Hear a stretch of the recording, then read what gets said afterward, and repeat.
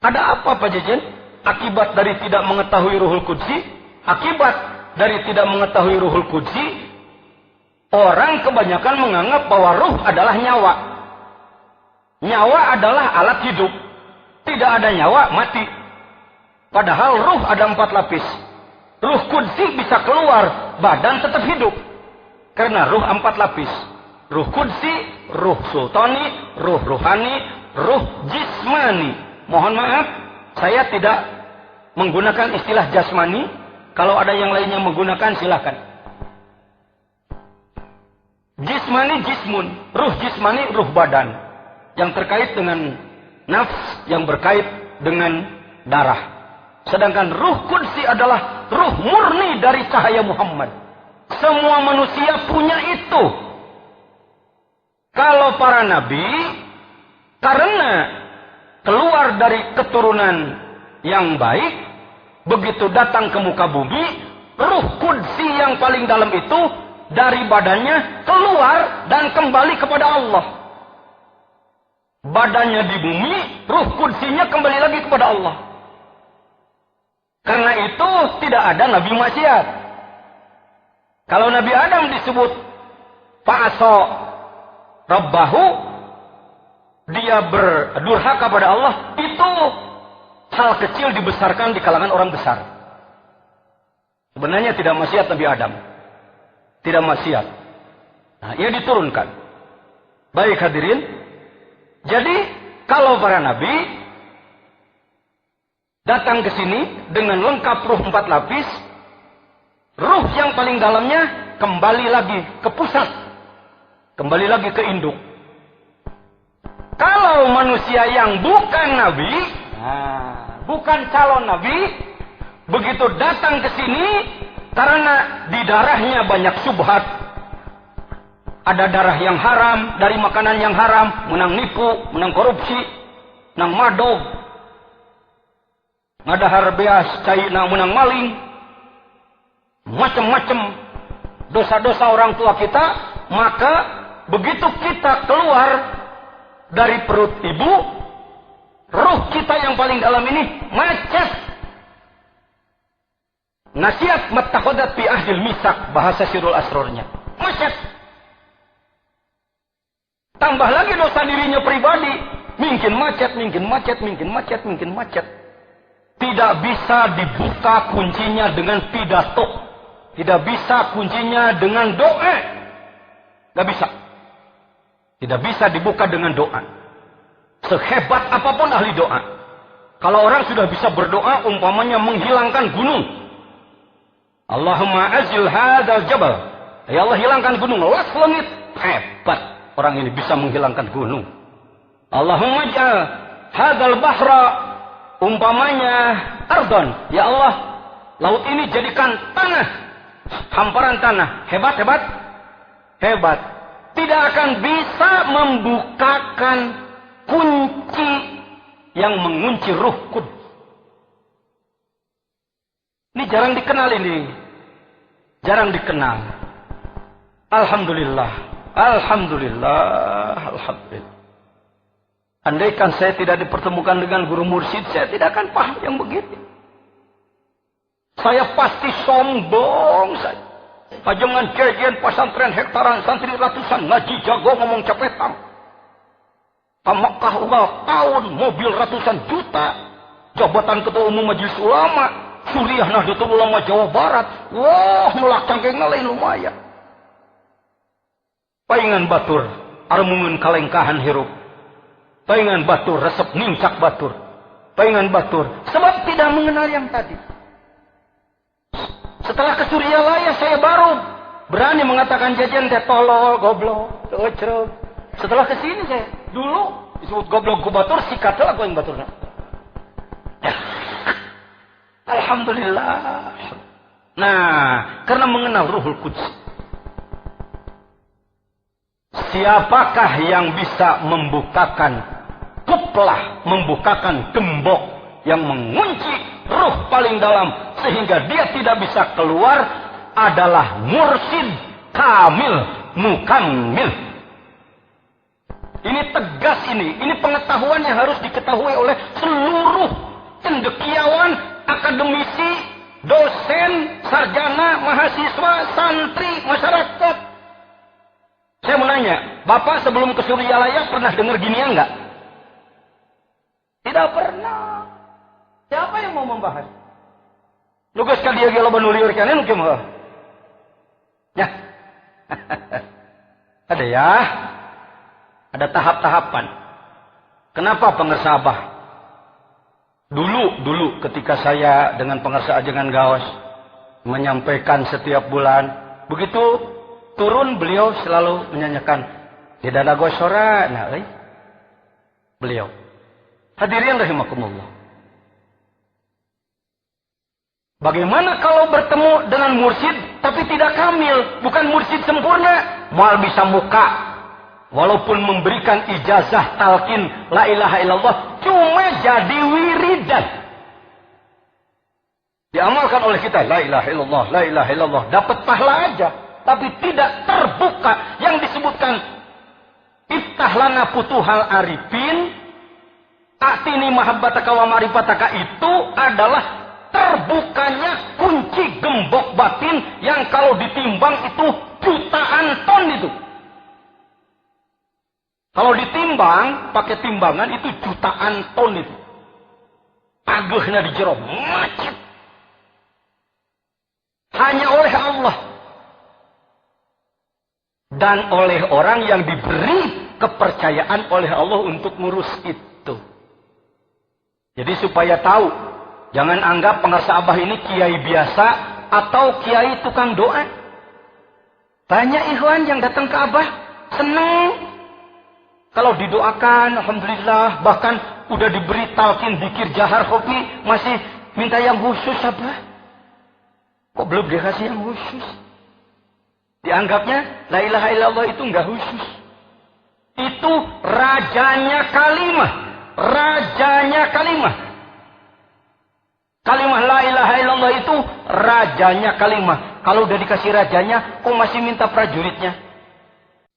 Ya, karena saya jarang menyampaikan, maka satu kali kesempatan ini saya agak habiskan bicara. Yang paling sulitnya dalam tarekat, pengetahuan yang paling sulitnya dalam tarekat ini. Ya, hadirin. Jadi la ilaha illallah yang kita amalkan bukan wiridan biasa cari pahala, bukan. Tapi sedang melakukan perjalanan ruh menuju Allah. Sedang melakukan perjalanan ruh menuju Allah. Dari mana ke mana? Dari bumi ini masuk ke langit satu. Ruh kita masuk ke langit satu.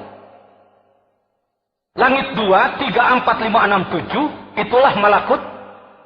Tembus lagi ke Sidrah Muntaha. Seperti Rasul Mi'raj dulu. Ruh kita. Ruh ibu.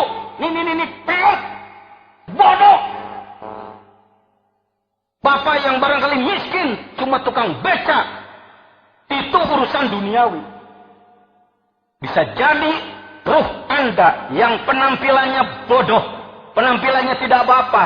Babacaan ke balelo.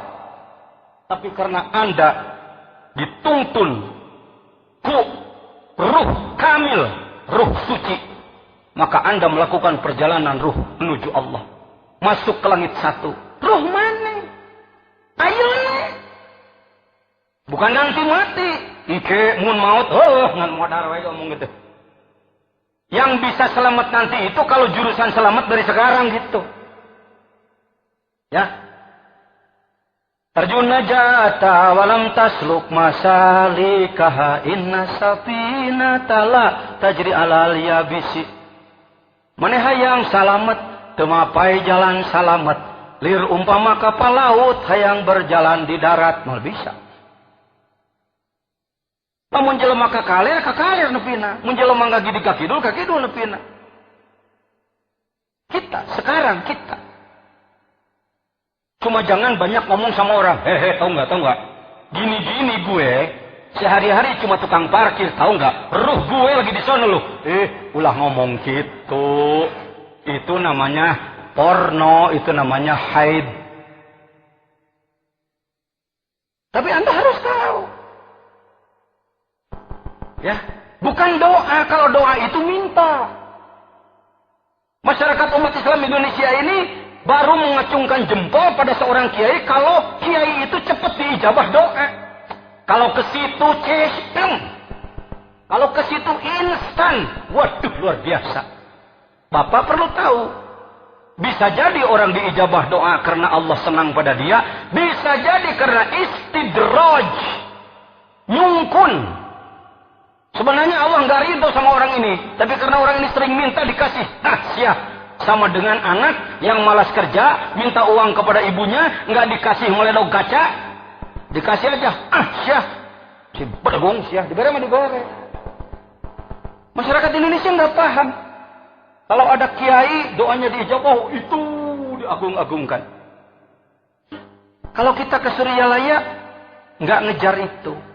Kita ini sadar bahwa Allah menciptakan Nur Muhammad, dari situ diciptakan semua ruh, ruhul qudsi, ruh sultani, ruh ruhani, dan ruh jismani, dimasukkan ke dalam diri kita, dan yang paling dalam itu macet, maka itu hanya bisa dibuka oleh Syekh Mursyid Kamil Mukamil.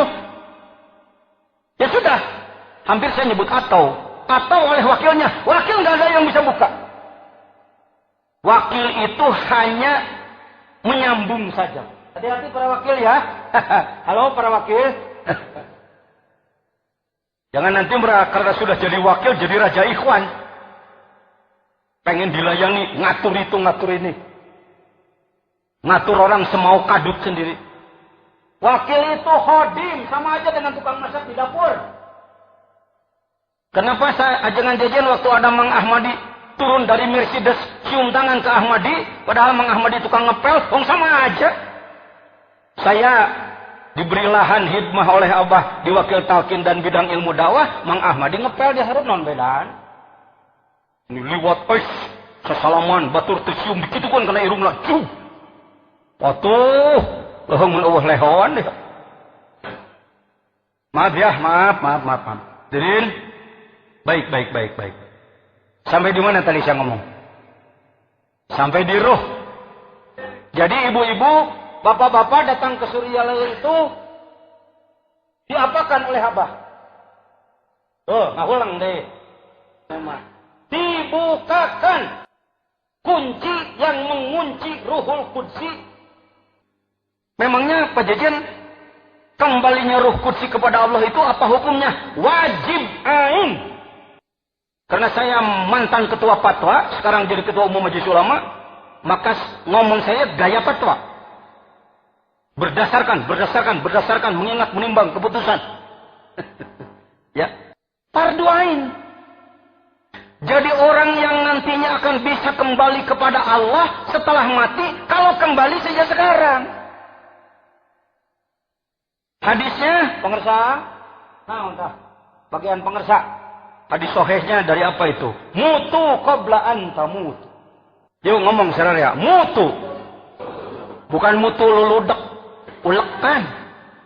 Qabla an tamutu.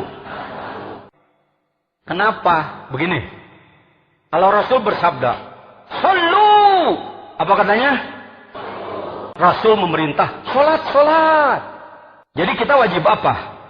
Karena Rasul memerintah. Sumu ngomong. Saumlah. Maka kita wajib. Karena Rasul merintah. Zakku. Apa? Atu zakat. Laksanakan zakat. Maka kalau nisab kita wajib. Karena Rasul. Kalau tidak dilaksanakan, dosa, diancam masuk. Saya ulang. Nggak mudah ini, nggak mudah menyampaikannya begini. Sebab saya harus memperbaiki pemikiran. Rasul bersabda, sumu, apa katanya? Artinya Rasul memerintah orang supaya, maka umatnya wajib. Dalam setahun 1 bulan, Rasul memerintah sholat, maka kita wajib sholat dalam sehari 5 kali. Kalau tidak dilaksanakan, dosa diancam masuk Yakin? Percaya? Tidak ragu-ragu? Oke. Bagi yang sudah sampai istitoah, kalau haji jangan nyebut nisab ya. Orang yang sudah mampu punya bekal dan sehat untuk berangkat ke haji, maka dia wajib melaksanakan. Allah bersabda, atimul hajj. Yang sudah mampu tapi tidak melaksanakan diancam masuk neraka. Yakin? Nah, sekarang Rasul bersabda, mutu, ngomong. Qabla an tamutu. Matilah kamu sebelum mati. Perintah siapa itu? Kepada siapa itu? Laksanakan apa jangan? Hukumnya kalau tidak diancam masuk. Nah, kita menang. Terada ngomong lebih lama. Saudara Rasul mewajibkan sholat. Kalau tidak sholat, neraka. Saudara Allah mewajibkan saum. Kalau tidak saum, neraka. Bagaimana Pak Kiai, Ustaz tentang mati sebelum mati? Ya kalau itu sih.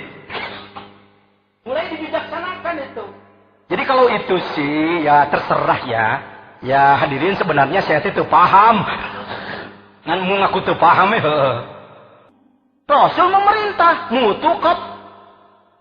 Matilah kamu sebelum. Artinya kita harus sudah melakukan perjalanan ruh kembali kepada Allah sebelum habis kontrak dicabut nyawa. Penyawana cuma satu, itulah ketololan. Nyawa bukan satu, ruh bukan satu, ruh 4. Yang disebutkan kembali adalah Ruhul Qudsi. Bagaimana cara kembalinya? Datanglah ke ahlinya untuk dibuka simpul kuncinya. Mulailah dia diurus ruh yang paling dalam itu dengan amalan zikir dan kewajiban-kewajiban lainnya. Setelah dia terurus, maka dia menjadi tiplul ma'ani, bayi maknawi. Dan dikeluarkan lagi oleh Allah, kembalilah dia ke sana. Contohnya Nabi Muhammad SAW waktu Mi'raj, Bilal masih hidup di Madinah. Nabi Muhammad Mi'raj, Bilal masih hidup. Tapi ketika Nabi Muhammad sampai ke laut, ke alam ujung, bertemu dengan Bilal. Kalau pakai bahasa Betawi, lo udah di sini ya? Kan lo belum mati. Kira-kira kalau pakai bahasa begitu. Nggak begitu Rasulullah. Tahu, oh ini kualitas. Semua orang, laki-laki, perempuan, cakep tidak cakep, mancung atau demes, kaya atau miskin, bodoh atau pinter, ketika dia melakukan perjalanan ruh menuju Allah, diawali dengan talqin zikir dari Syekh Mursyid Kamil Mukammil, maka diuruslah ruh maknawinya, maka dia keluar dan kembali ke sana, badan di sini, ruhnya di sana. Hati-hati dengan orang tarikat loh. Makanya hati-hati, jangan senang maksiat. Awas dikir jangan dipakai kedok. Ya gua sih biar maksiat gini juga kau makan punya dikir. Jangan begitu. Hati-hati jangan begitu. Justru setelah berzikir kita semakin berupaya untuk melaksanakan kewajiban tugas dari Allah sebaik-baiknya, menjauhi maksiat. Amin.